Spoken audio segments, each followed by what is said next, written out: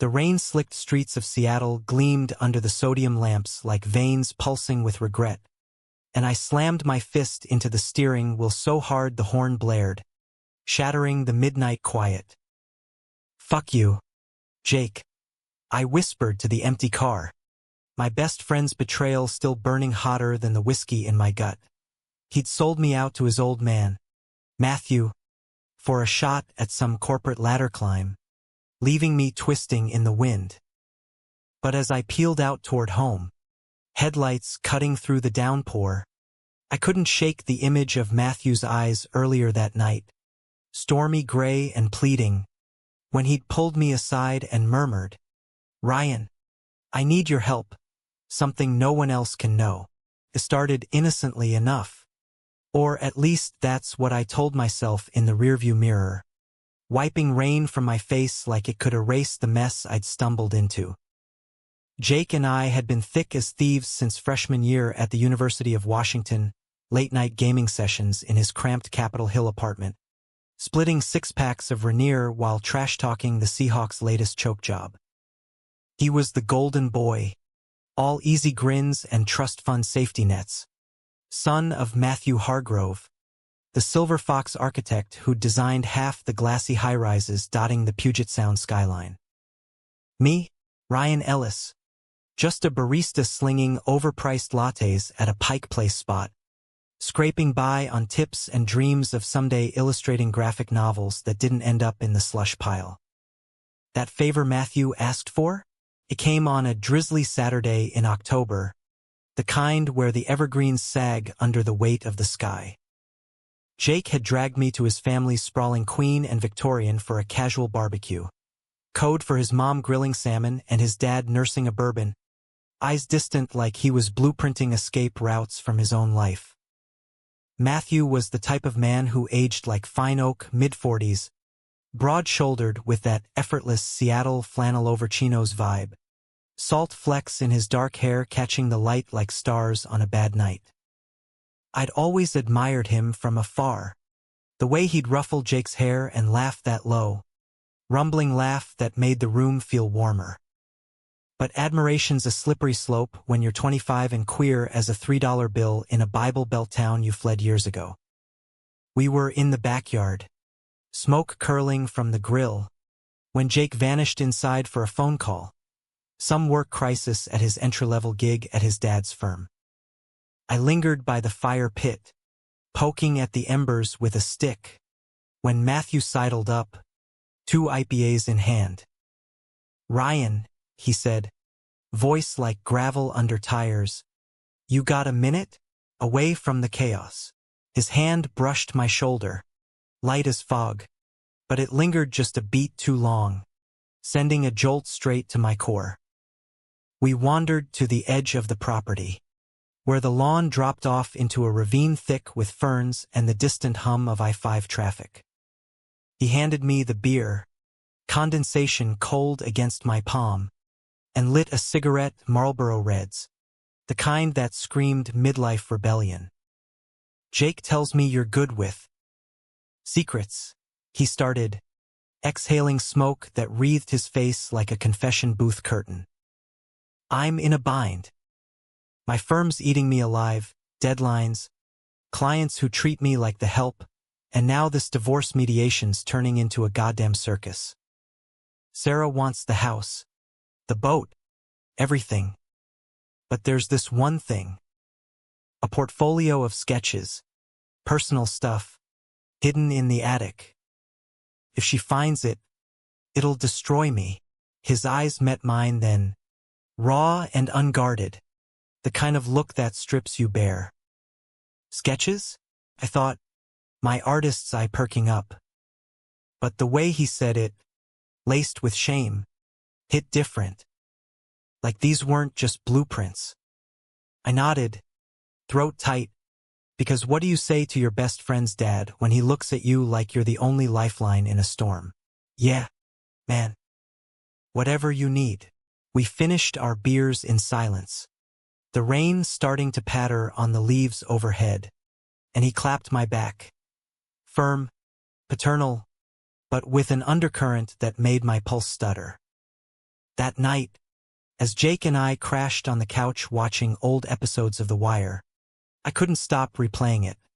The vulnerability in Matthew's voice, the way his fingers had grazed mine passing the bottle. Jake snored beside me, oblivious, but sleep evaded me like a bad plot twist. The next week blurred into a rhythm of stolen moments. Matthew texted me. First time he'd ever done that, his number slipped into my phone during that backyard chat like contraband. Attic access tomorrow, 7 a.m. Jake's out of town. My stomach flipped as I replied, thumbs hovering too long. On it. I showed up at dawn, coffee in hand for both of us, the house still asleep under a blanket of mist.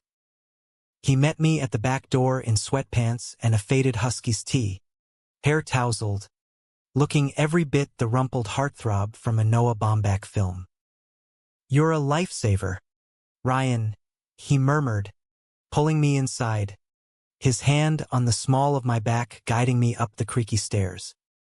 The attic was a time capsule, dust motes dancing in the slanted light, boxes of Jake's childhood toys stacked like forgotten monuments. Matthew knelt by a steamer trunk, popping the latch with a key from around his neck. Inside, not blueprints, but sketches. Hundreds of them. Charcoal nudes, mostly men, lean bodies twisted in ecstasy or agony, faces blurred but bodies alive with desperate want. Gay erotica, raw and unapologetic, the kind that whispered of closets cracked open but never fully flung wide. My breath caught.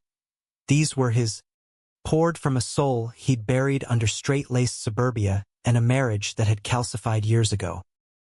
He watched me flip through them, cheeks flushing under the stubble. I started drawing in college. Before. Everything. Sarah found a few once, early on. We laughed it off, or tried to. But now, with the divorce, his voice cracked, and he looked away, shoulders hunching like the weight of it all might crush him. I set the sketches down gently, my hand finding his knee without thinking. A touch meant to steady, but it ignited something electric. "Matthew, these are incredible," I said, voice low. "They're you. The real you. Don't let anyone take that." Our eyes locked, the air thick as the dust we stirred, and for a heartbeat, the world narrowed to the space between us. His gray gaze searching mine, my heart hammering like a freight train through the Cascades. Then his phone buzzed. Sarah's lawyer. No doubt, and the moment shattered. We packed the sketches into a duffel, hid it in my trunk, and he thanked me with a hug that pressed too close, too long, his breath warm against my neck. "You're more than Jake's friend, Ryan. You're kind." I drove home in a daze, the duffel heavy beside me, wondering if kindness was code for something neither of us could name yet. But Jake sniffed it out faster than I expected. A week later, over tacos at our usual taqueria, he cornered me. "Dad's been weird since that barbecue. You two plotting world domination or what?" I laughed it off, blaming the rain for everyone's moods, but guilt gnawed at me like termites in pine. Matthew and I kept texting, innocent at first, about art exhibits downtown or the latest indie flick at the SIFF cinema. Then deeper, him venting about mediation sessions that left him hollow, me sharing sketches from my notebook, vulnerability traded like contraband across the digital divide. One evening, after a brutal shift where a customer hurled a half-empty Americano at my chest for taking too long, I caved and drove to his office downtown. The firm was a glass monolith overlooking Elliott Bay, all sharp angles and echoing lobbies. He buzzed me up, and there he was, tie loosened, sleeves rolled to show forearms corded with quiet strength. "Rough day?"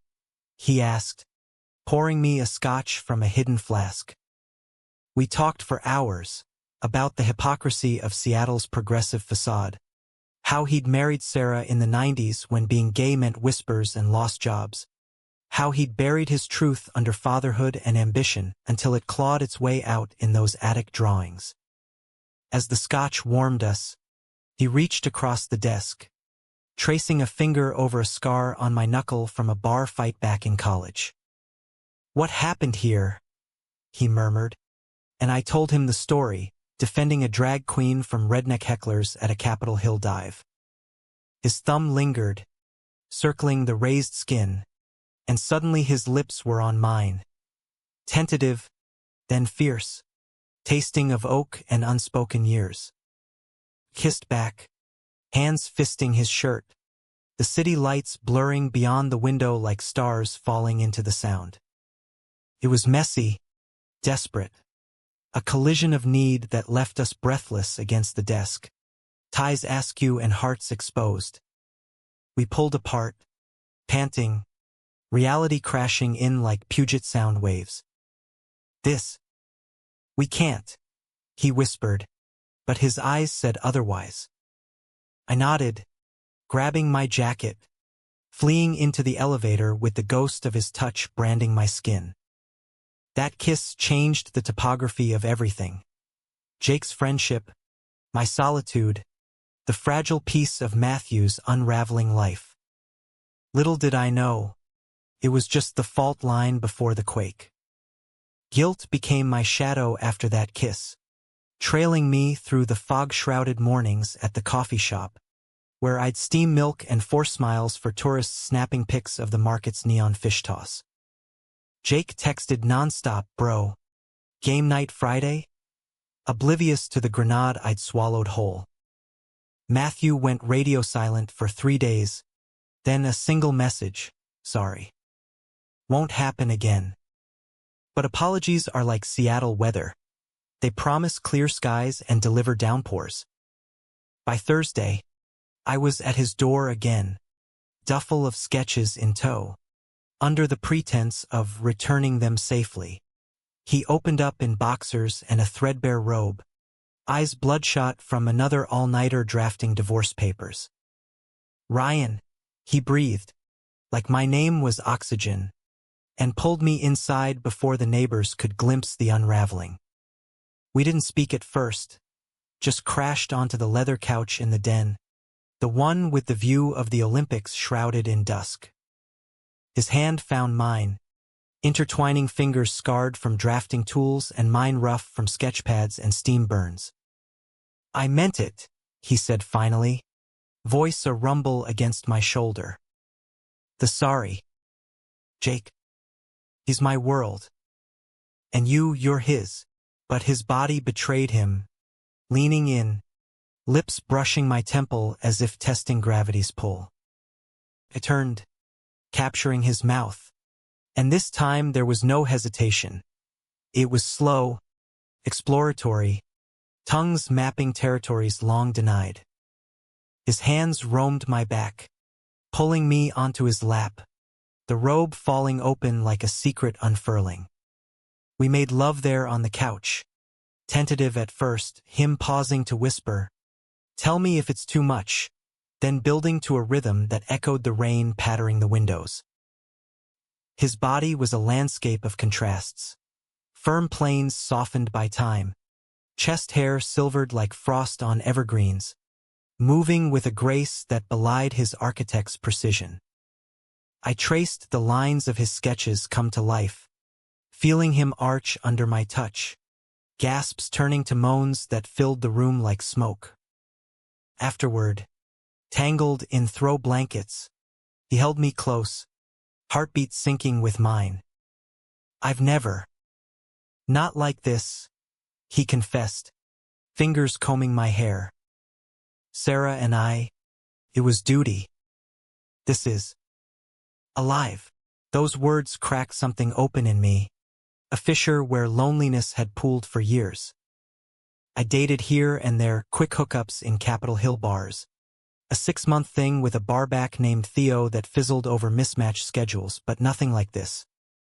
Matthew wasn't just older.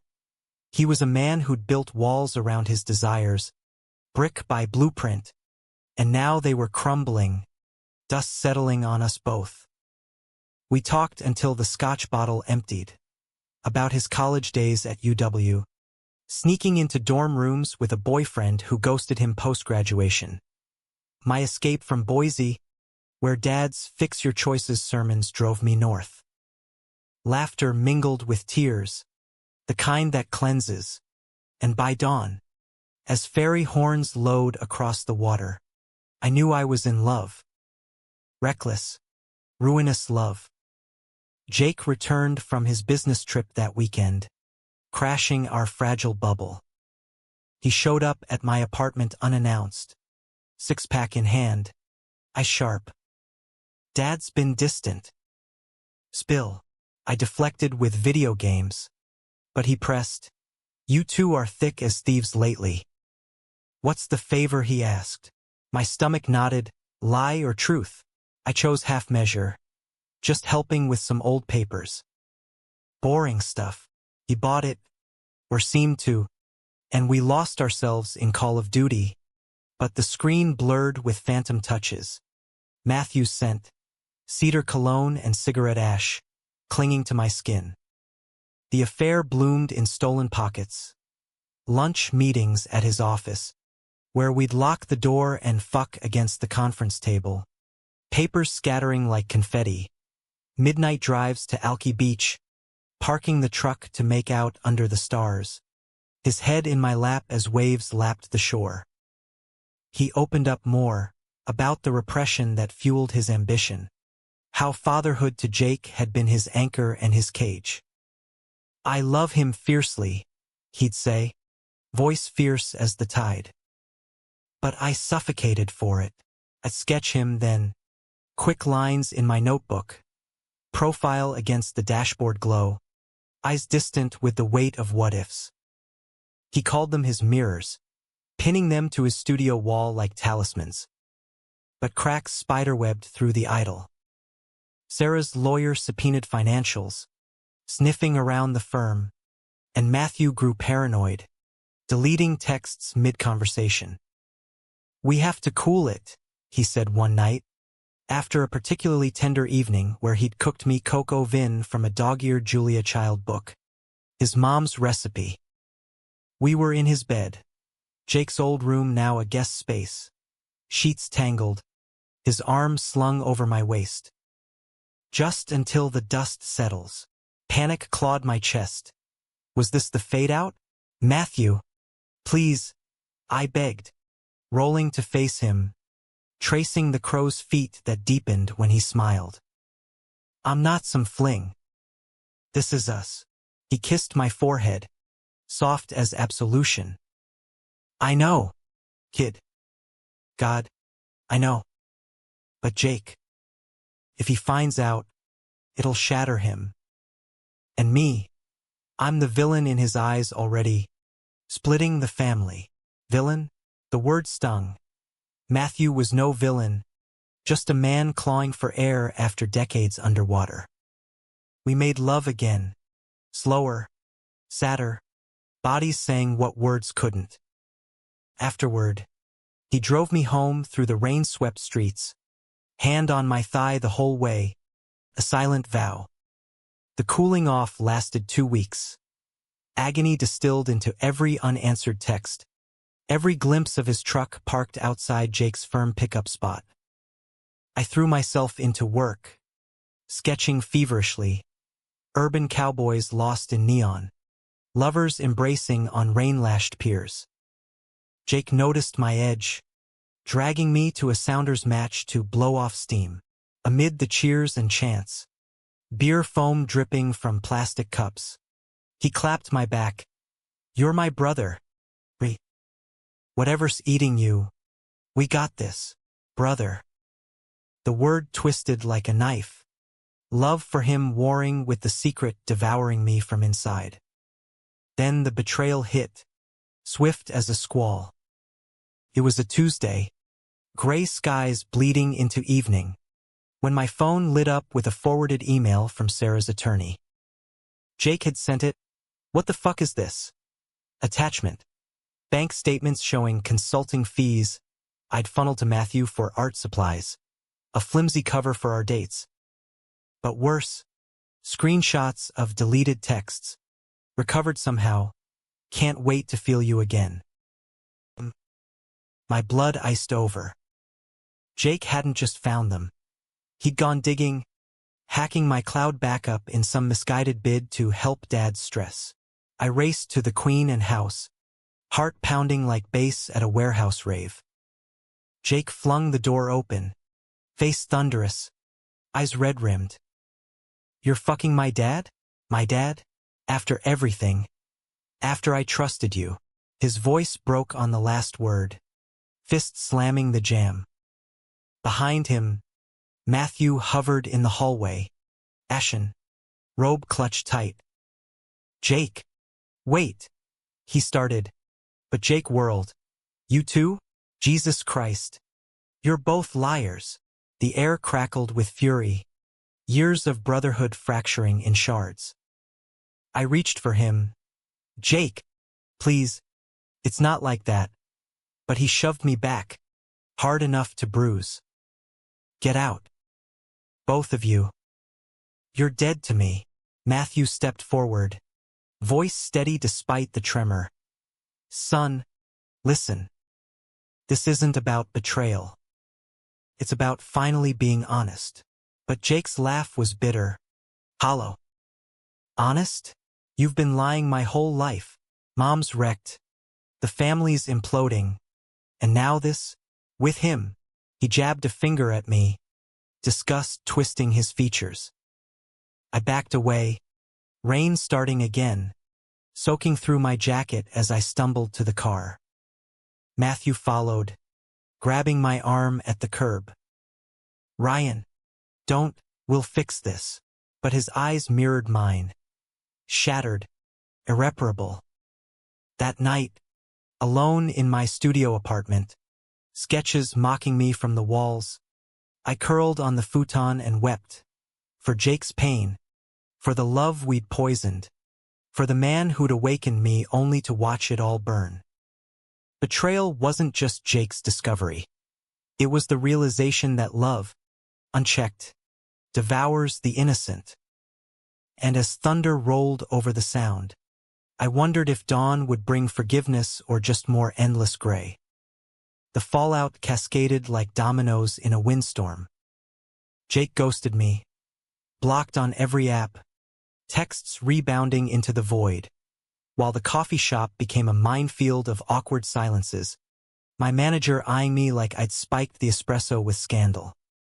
Matthew tried bridging the gap, showing up at my shift with a peace offering of Jake's favorite, salmon bentos from the market.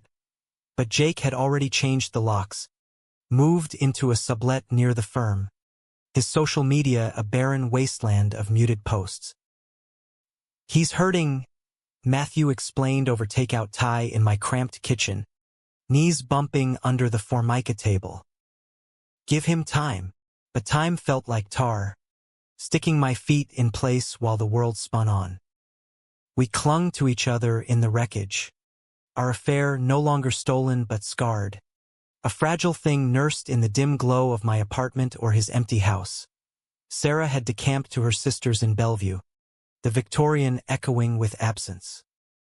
Sex shifted too, from fiery urgency to tender reclamation, bodies mapping hurts as much as pleasures. One night, after a particularly brutal voicemail from Jake, "Don't call.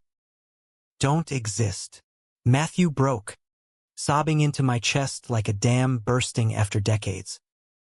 I failed him, he choked, salt streaking his stubble. All those years pretending, and now this. I held him, rocking like a child, whispering nonsense about redemption. But inside, doubt festered. Was I the spark or the accelerant? Humanistic threads wove through the pain. Matthew started therapy, A grizzled ex-Marine shrink named Doc Harlan who met him in a dive bar for unconventional sessions, bourbon-fueled confessions over darts. I tagged along once, sketching the scene. Two men at Scarred Oak, stories spilling like spilled ale. You ain't defined by the closet, Matt, Doc growled, chalking his cue. You're the guy who built bridges, now build one to your boy. Inspired. Matthew penned letters to Jake. Dozens, unsent, poured from ink that bled vulnerability. I hid because I feared losing you, but truth is the only bridge worth crossing. I read them aloud to him on rainy eves, voices mingling in the lamplight, turning grief to something almost sacred. My own unraveling came in waves. Friends, mutuals from UW, whispered at parties. Heard Ryan's banging Jake's dad. Messed up. I stopped going out, holing up with my sketchpad, churning out a graphic novel pitch, shadows in the sound. A queer architect haunted by his own designs, falling for the Sun's rogue artist. Publisher's bit, 2 requests for fulls from indie houses in Portland, but success tasted like ash without someone to share it. Matthew celebrated anyway, toasting with cheap champagne on my fire escape, city sprawl glittering below. To us, he said, clinking glasses, his free hand tracing my jaw. Broken but building, we kissed under the drizzle, slow and deep, the world fading to just breath and heartbeat. But conflict brewed darker. Sarah, sensing the shift, ambushed Matthew at a mediation session with accusations. Is there someone else? Some midlife crisis twink. He denied it, fiercely, protectively, but the seed of suspicion took root. She hired a PI, sleazy type with a van parked too long outside my building, camera lens glinting like a predator's eye. Paranoia infected us. Blinds drawn, routes varied, texts coded in emojis that once meant flirtation now screamed caution. This is unsustainable, I said one night, pacing his kitchen while he chopped onions for risotto, tears from the blade mirroring his own. Jake hates us. Your ex is circling. Maybe we hit pause. He dropped the knife, pulling me close, flour-dusted apron pressing against my shirt. Pause? Ryan, you're the only real thing I've got left. His kiss was desperate, hands cupping my face like I might vanish. We abandoned dinner for the bedroom, love making a frenzy of reassurance. Him inside me, whispering mine against my skin, me clawing his back to anchor us both. Climax left us shuddering, entwined, but dawn brought clarity's cruel edge. Jake called Matthew that morning, first contact in weeks, voice flat. Mom's PI got pics. Of you too. She wants full custody leverage. Fix this, Dad, or we're done forever. Leverage. The word hung like smog over the bay. Matthew stormed the lawyer's office, demanding the PI's evidence destroyed. But Sarah played hardball. Settle the house and boat, or these go public. Jake deserves to know his father's a fraud. Fraud. Gutted him. That label from the woman he'd built a life with, however hollow.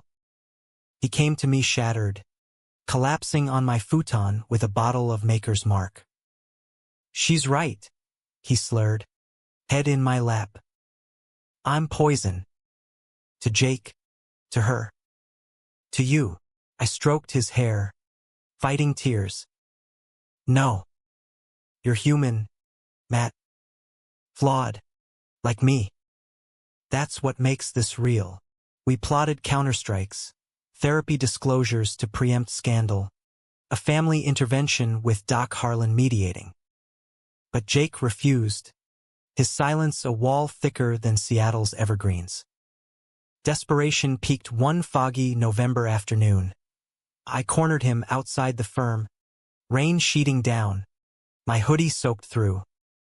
Jake, please, hear us out. He froze, umbrella trembling, eyes twin storms. Hear what? How you seduced my dad while I was blind. You're a backstabber, Ryan. And him? He's the ghost who raised me on lies. His words landed like punches, each one true in its venom. I begged, snot-nosed, on my knees in the puddle, I love him. And you? This wasn't meant to hurt. He walked away, leaving me drowned in more than water. That betrayal, Jake's unyielding rage, pushed Matthew to the brink. He started skipping mediation, holing up in his studio, drowning canvases in black acrylic, abstract tempests of rage and regret. I found him there one night, brush in hand, paint streaking his face like war paint. Join me, he rasped, dipping a finger in cerulean and tracing a wave across my collarbone. We painted each other then, bodies canvas, colors mingling in swirls of blue and crimson, a ritual of reclaiming chaos. It ended in laughter, paint smeared and spent on the dropcloth floor, but his eyes held shadows. What if we can't fix this? What if love's just another blueprint that fails? Doubt crept in, insidious as ivy on brick. I pulled away, fearing I'd become the villain in Jake's story too. Late-night calls to my Boise mom rare, stilted, yielded unexpected grace. Baby, love's messy, but it's yours. Own it. American grit, Midwestern heart. Bolstered, I proposed a Hail Mary, a road trip, just Matthew and me, to clear heads down the Oregon coast, motels and diners, no phones. He agreed, eyes lighting like the first break in clouds. We packed light, my sketch pad, his old Nikon, a cooler of craft beers. As we merged onto I-5 southbound, ferry horns fading behind, hope flickered, fragile, but fierce. Little did we know, the coast held its own storms, and Jake's shadow loomed longer than the Pacific horizon. The Oregon coast unspooled like a fever dream, craggy cliffs plunging into slate-gray waves, lighthouses sentinel against the fury, air thick with salt and pine that scrubbed our lungs clean.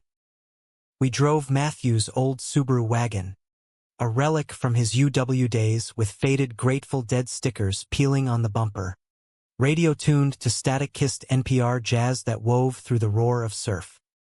First stop, Cannon Beach, Haystack Rock looming like a fossilized god, tide pools teeming with anemones that pulsed like hidden hearts. We walked barefoot on the sand, pants rolled to knees, collecting sea glass in jars, emerald shards smoothed by time, symbols of edges worn soft. That night in a seaside motel, rooms smelling of mildew and driftwood, we made love with windows open to the crash of breakers. Matthew was voracious, hands everywhere, as if memorizing me against loss. Lips on my throat, teeth grazing collarbone, fingers curling inside with a precision that drew gasps from my depths. You're my north, Ryan, he murmured, thrusting deep, eyes locked in the lamplight's amber glow. I came undone beneath him, nails raking his back, whispering love you like a mantra. Post-coitally, we lay tangled, his head on my chest, heartbeat a lullaby. This, he said, gesturing to the rain-lashed window, this is what I want. Unscripted, but the idol fractured en route to Newport. My phone, powered off for detox, buzzed back to life at a gas station, Jake's name flashing like a flare. Voicemail, Dad's PI picks hit Mom's lawyer. They're filing for emergency custody hearing. Says you're a predator influence. Call me, predator. The word slithered cold down my spine. Matthew snatched the phone, dialing frantically, but Jake's line went straight to auto. Leave a message, asshole. We drove in silence to Yaquina Head. Lighthouse beams sweeping the dusk like a searchlight on fugitives. Waves gnashing rocks below. Climax crested that evening in the tide pools, as bioluminescent plankton sparked under our feet like fallen constellations. Matthew paced the slick basalt, fury boiling over. This is my fault. I dragged you into my mess, and now Jake sees me as that. He hurled a pebble into the foam, voice cracking. Predator? Christ. I've spent my life protecting him. From my own truths. I grabbed his arm, pulling him close, salt spray mingling with tears. No. We're both at fault. I fell too hard, too fast. But Jake's pain, it's ours to shoulder, not run from. Our argument escalated, words whipping like wind. Him accusing me of naivety, me firing back about his decades of denial enabling the blast radius. He stormed off toward the lighthouse trail, silhouette swallowed by gloaming. Panic surged. I chased, slipping on kelp, twisting my ankle in a cry that echoed over the surf. He heard, doubled back, scooping me up with a grunt. Idiot. Can't leave you hobbled. Limping to the car, his arms my crutch, resentment thawed into raw need. At the motel in Yatchits, clifftop room with a balcony overhanging abyss, we confronted the chasm. I can't lose you, he admitted, bandaging my ankle with gentle hands, voice hoarse. But Jake. He's my blood. I cupped his face, thumbs brushing whiskers. And I'm your heart. We fight for both. Reconciliation ignited. Slow kisses escalating to fervor, bodies slick with sea mist and sweat. He took me on the balcony railing, waves symphony below, whispering endearments in rhythm. Beautiful, brave, mine. Orgasm hit like a rogue wave, crashing us together in shudders and sobs. Dawn found us plotting, returned to Seattle, faced the hearing head-on. Call Jake. No games, full disclosure. Therapy mandates, boundaries drawn. Humanistic, right? Matthew joked weakly, packing the cooler. Forgive, evolve, all that American dream bullshit. I laughed, but fear coiled tight. Betrayal's echo lingered, Jake's hatred a specter on the rear view. Back north, reality reasserted with teeth. Sarah's lawyer served papers at Matthew's office. Emergency hearing in 48 hours. Custody threat dangling like a noose. Jake testified remotely. Voice tinny over speaker. Dad's unstable. This affair's proof. Parading it while mom crumbles. Matthew's rebuttal was poetry in pain. Son, I hid my sexuality to shield you from a world that chews up difference. Ryan didn't seduce me, he freed me. And your anger's valid. But hate me. Don't hate yourself for loving me still. Jake hung up. Line dead. But a text followed hours later. Therapy. All three of us. Or nothing. The session with Doc Harlan was apocalypse in a church basement. Faded NA posters peeling. Coffee urn gurgling like judgment. Jake arrived last. Trench coat dripping. Eyes hollowed by sleepless nights. We sat in a circle. Harlan's gravel voice moderating. Air it. No filters. Jake unloaded first. Venom torrential. You two fucked my trust. Dad, you were my hero, now you're just confused. And Ryan, brother, more like Judas. I absorbed it, fists clenched under the table. Then spoke. I betrayed you, Jake. No excuses. But love isn't zero-sum. I love Matthew and you, still. Let me earn it back. Matthew closed the loop. Tears carving tracks. I should have come out sooner. For you. For Sarah. For me. This pain is the price of truth. Pay it with me? Silence stretched, taut as piano wire. Then snapped. Jake's sob, wrenching, as he buried his face in hands. I hate this. Hate you both. But I miss my dad. Harlan nodded. Sage as Yoda. Hates the flip side of love. Kid. Flip it. We ended in fragile truce weekly sessions. No contact rule for me and Matthew till Jake greenlit. Boundaries like rebar in fresh concrete. Driving home, Matthew's hand found mine at a stoplight. We survived the squall, but doubt whispered.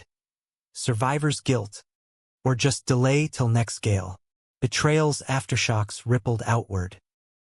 My graphic novel sold to a small press in Brooklyn. Shadows in the sound hitting shelves with dedications scrubbed. For the architects of the heart. Launch party in Pioneer Square. Indie crowd buzzing. But Jake's absence hollowed it.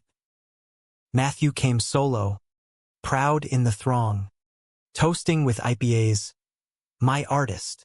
We stole a dance in the corner. Hips swaying to indie folk. Promise in the press. Yet, as confetti fell, Sarah cornered me outside. He's using you. Kid. Midlife itch. When the dust settles, you'll be yesterday's sketch. Her words burrowed, worming doubt. Climax's true peak hit 2 weeks later. Christmas Eve blizzard blanketing Seattle in white silence. Jake called drunk from a bar in Belltown. Come get me. Can't drive. Matthew and I braved the snow, digging the Subaru from drifts. Fetching him like a wayward son. In the back seat, Jake retched into a grocery bag, mumbling, Missed you, Dad. Even you, traitor. At the house, his sublet now, we tucked him in. Matthew humming an old lullaby, me brewing cocoa. Dawn broke with Jake's hungover plea. One dinner. Trial basis. Hope bloomed. Tentative as crocuses under snow. But romance's fire tempered in the forge. Matthew and I met in neutral zones, art walks in Fremont. Troll sculptures grinning conspiratorially. Kisses chased. Hands held under tables. Slow burn, he quipped, but his eyes hungered. One night, post-therapy breakthrough, Jake admitting, I see it now. Your pain. We celebrated in his studio, champagne fizzing like stars. Brushes forgotten. We stripped, bodies reacquainting, him kneeling, taking me deep with reverence. Eyes upturned in devotion. I pulled him up, entering him slow. First time that way, whispers of yes, love, more guiding us to mutual release, a sacrament of equals. As New Year's fireworks cracked over the Space Needle, we stood on his balcony, arms linked, resolutions unspoken. Betrayal had scarred us, but scars tell stories, human, flawed, enduring. Yet, in the pyrotechnic glow, I glimpsed the horizon. Forgiveness not guaranteed, love a daily draft. And in that American grit, rain-washed, resilient, I chose to build. Spring thawed Seattle's bones. Cherry blossoms rioting pink along the waterfront. A defiant blush against the ever-lingering gray. Therapy sessions evolved from battlegrounds to bridges. Jake's barbs blunted to questions, his presence a grudging warmth. You're still a dick for boning my dad. He'd quip over burgers at Dick's, but the edge softened, laughter following like sunlight after squall. Matthew beamed at these milestones, his architecture firm rebounding with a green retrofit project for the port, sustainable designs mirroring his own reconstruction. Full circle, he'd say. Blueprints spread on the kitchen island. my sketches interspersed like annotations to his life. Our love deepened in the quiet rebuild. Weekend hikes in the Olympics, boots crunching fern-choked trails, picnics of cheese and baguettes where we'd feed each other grapes, juice staining lips for lazy kisses. Sex wove tenderness with fire, lazy mornings in his bed, now ours half the time, him waking me with mouth on thigh, drawing out pleasure till I begged, or urgent afternoons in my apartment, bent over the drafting table, his thrusts punctuating I need you like full stops. Vulnerability became our erotic, sharing fears mid-act, pauses for tears that dissolved into deeper connection. You're my forever sketch, he'd murmur, tracing my spine post-climax. And I'd believe it, heart full as the sound at high tide. But humanism demands shadows for light. Jake's healing unearthed his own, coming out as bi to us one rainy April evening, over takeout pho in his sublet, steam curling like confessions. Watched you too. Made me face it. Girlfriends fizzled, 'cause half my crushes were on lacrosse brothers. Matthew hugged him fierce, tears salting the broth. Proud, son. So damn proud. I raised my glass, throat tight. Family, redefined. It mended fractures, Jake and I rebuilding brotherhood over Sounders games, tentative bro hugs evolving to inside jokes. Sarah even thawed, mediation yielding equitable split. House to Matthew, boat to her, sketches safe in our shared custody of truths. Yet, climax's echo lingered in subtler conflicts. Matthew's ex-boyfriend from college resurfaced, Tom, a Portland gallerist emailing about a retrospective of those attic drawings. Your work's timeless, Matt. Let's exhibit. Flattery tempted. Matthew wavered, sketching anew with vigor. But doubt crept. What if it's pity? Or worse, pity fuck? I encouraged, masking jealousy that gnawed like damp rot. Tom's photos showed a chiseled Adonis, silver fox to Matthew's oak. Go, I urged, voice steady. Own your art, he did, driving south for the opening, leaving me a weekend of solitary sketches haunted by what-ifs. He returned changed, buzzing with validation, sales checks and critiques that hailed him as queer pioneer of the Northwest. But the after-party glow dimmed en route home. Tom kissed me. Greeting thing. I pulled back, my gut twisted, not betrayal, but reminder of options, of youth's elasticity versus our weathered bond. And, pressed, over airport IPA, jealousy a bitter hop. Felt wrong. Like wearing an old coat. Fits, but not mine. We fought that night, words sharp as palette knives. Me accusing avoidance, him defending space. This isn't easy. Ryan, I'm 50. You're climbing. Don't trap me in complacency. Trap? The accusation stung. I stormed out, walking Lake Union till dawn. Bridges lights mocking my isolation. Reconciliation came at dawn on the pier, same foggy San Francisco spot from memory, though we detoured west for clarity. No, wait, back in Seattle. But the vibe echoed. Mist-shrouded docks, gulls wheeling. I found him there, fishing pole idle, eyes on the ferry's slicing wakes. Sorry, he said simply, reeling in empty line. Fear talking. You're not a trap, you're home. I sat beside, hand on knee, and Tom's, a shrug. Honest, past. You're present. Future, if you'll have me. We kissed salt-lipped, waves lapping assent. Forgiveness a tide that ebbs but returns.